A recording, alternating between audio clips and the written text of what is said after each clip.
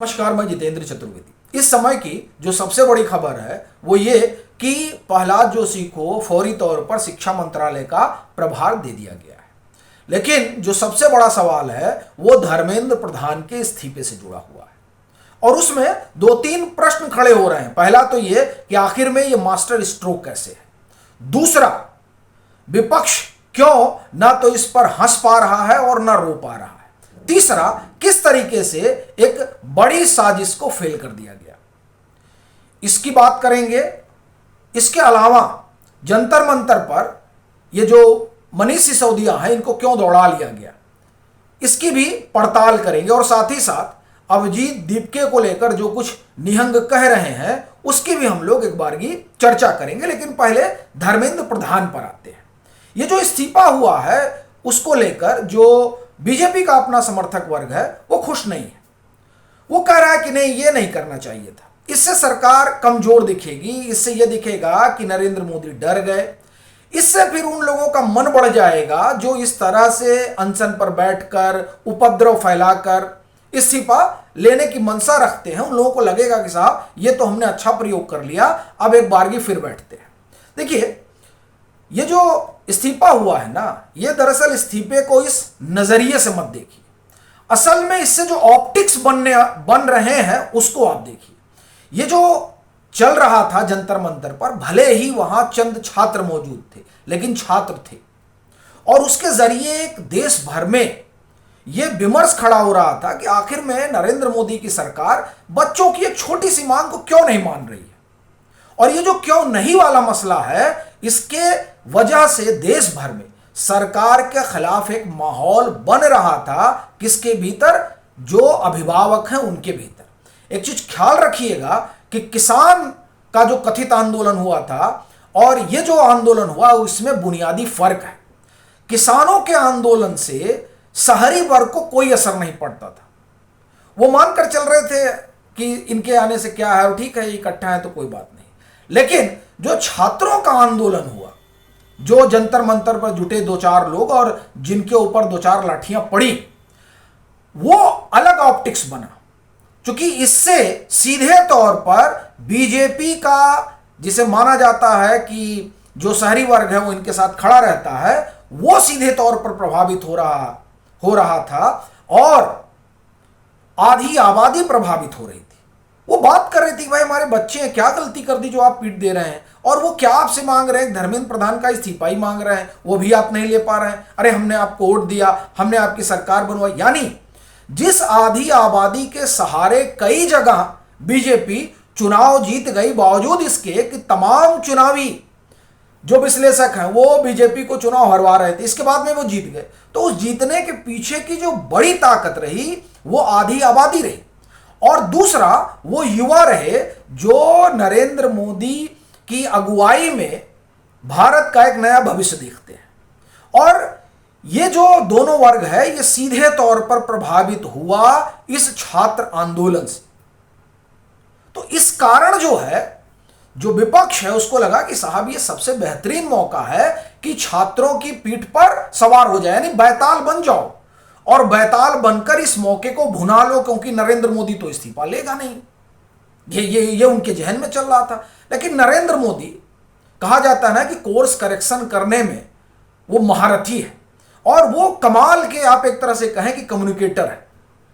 जो 2 दिन उन्होंने कम्युनिकेशन किया, वो क्यों किया? जो इंस्टा पे रील गई, खूब लोग हंस रहे हैं कि अरे नरेंद्र मोदी कह रहे हैं हेलो फ्रेंड्स। मसला ये नहीं है सर जी, ये जो 2 दिन इंस्टा पर उन्होंने रील डाली, इस रील के जरिए पीएम को ये फीडबैक मिल गया कि किस तरह की नाराजगी है उन युवाओं में जो इंस्टा पर सक्रिय है, जो फेसबुक पर सक्रिय है। और सही मायने में ये इंस्टा फेसबुक ही है जो जेनजी की आवाज, पीएम ने जेनजी की आवाज समझी और वो जान गए कि जिस तरह की नाराजगी है, उस नाराजगी में हम इतना बड़ा तो अवसर विपक्ष को नहीं दे सकते। तो अब आप समझिए कि क्या हुआ। इंस्टा, फेसबुक, इसका पेनिट्रेशन आप जानते हैं कि ग्रामीण इलाकों तक है। यानी ये बात ग्रामीण इलाकों तक पहुंच गई कि बताइए बच्चों की बात नहीं मान रहे हैं मोदी जी। इस तरह का विमर्श खड़ा हो गया और इसका फीडबैक फर्स्ट हैंड पीएम को मिला अपने इंस्टा पोस्ट के जरिए। तो साहब उन्होंने कहा कि यार इस्तीफा ले लो। अच्छा, अब इस्तीफा इन्होंने ले लिया, तो इस्तीफा लेते ही सदमे में कौन चला गया? वो जो ये मानकर चल रहे थे कि पीएम इस्तीफा नहीं लेंगे। वो तो लग रहा था कि उनको साहब अरविंद केजरीवाल को लग रहा था कि हम दिल्ली का बदला ले लेंगे, राहुल गांधी को लग रहा था कि वो पिछले 2024 के बाद से जो लगातार हम हार रहे हैं उसका बदला ले लेंगे और अपनी जमीन खड़ी कर लेंगे। अखिलेश यादव को लग रहा था कि साहब अब तो अपना उत्तर प्रदेश में मुख्यमंत्री बनना तय हो गया। यही सब ये लोग मानकर चल रहे थे। लेकिन पीएम ने 2 दिन इंस्टा पर टेस्ट किया और समझ गए कि इसमें उलझने कोई फायदा नहीं है, सीधे सीधे धर्मेंद्र प्रधान का इस्तीफा वापस लो और इन सबको धराशायी करो और छात्रों को खुश कर दो। साहब छात्र खुश। अब ये उलट गए, अब ये क्या करें? तो अब ये स्वागत ही कर सकते हैं। ये नहीं कह सकते हैं कि नरेंद्र मोदी जी आपने चीटिंग कर दी। प्रकाश राज यही बोल रहे थे अभी जब वो आए थे जंतर मंतर, यही कह रहे थे चीटिंग चीटिंग। तो अब ये लोग कह रहे हैं चीटिंग हो गई, चीटिंग हो गई। मन में कह रहे हैं, बाहर नहीं कह सकते हैं कि चीटिंग हो गई, चीटिंग हो गई, क्योंकि ये इस बात को भली भांति समझ रहे हैं। चेहरा लटका हुआ है भाई इन लोगों का। आप उस चीज को समझिए कि खेल कितना बड़ा कर दिया। देखिए पीएम जो है ना, आप पीएम को मेरा ये कहना है कि रीड करिए। इंस्टा पर रील यूं ही नहीं डाली थी उन्होंने, वो समझ गए कि क्या चल रहा है जमीन पर और निर्णय हो गया। इसका इन लोगों को अंदाजा ही नहीं था। आप ये समझिए कि वो पत्रकार जो अमित शाह से मिलते हैं संसद में, उन लोगों तक को भरोसा नहीं था कि इस्तीफा होगा। वो लोग भी कह रहे थे कि नहीं इस्तीफा तो हो ही नहीं सकता है।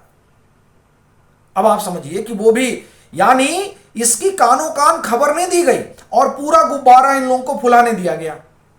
उधर से जो भारतीय किसान यूनियन का उग्राह ग्रुप है, सबसे बड़ा ग्रुप है किसानों का, सबसे बड़ा संगठन है पंजाब का, वो भी कूच कर गया था।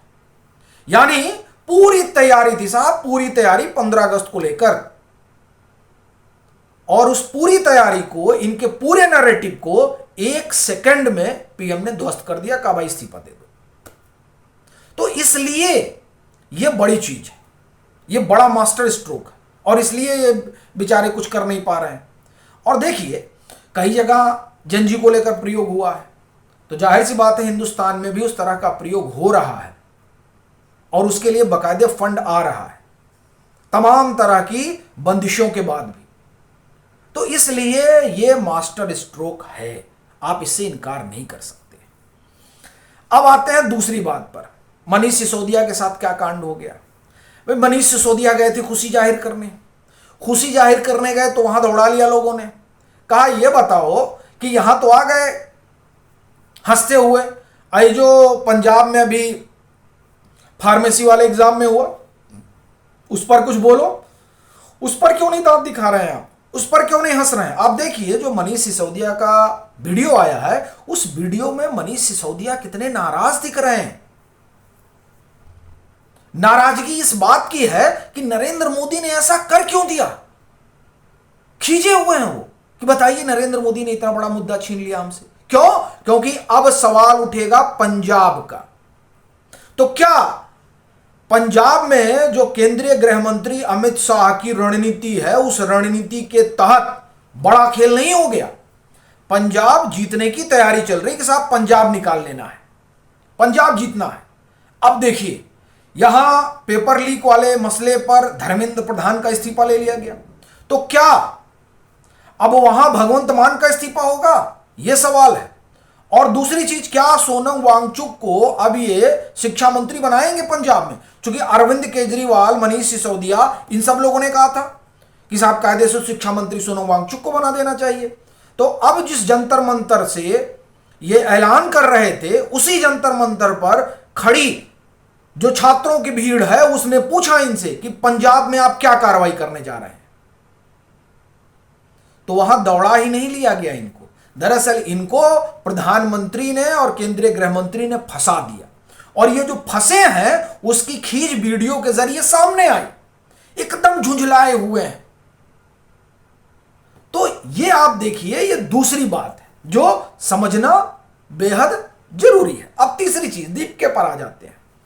निहंगों ने इनको कहा कि कूट दिए जाओगे तुम, जो ये कर रहे हो, ये बरगलाना बंद करो हमारे देश को, और तुम क्या कर रहे हो, कहां से आए हो, ये सब हम लोगों को पता है। तो एक तरह से कहा जाए कि अभिजीत दीपिके को चेतावनी है।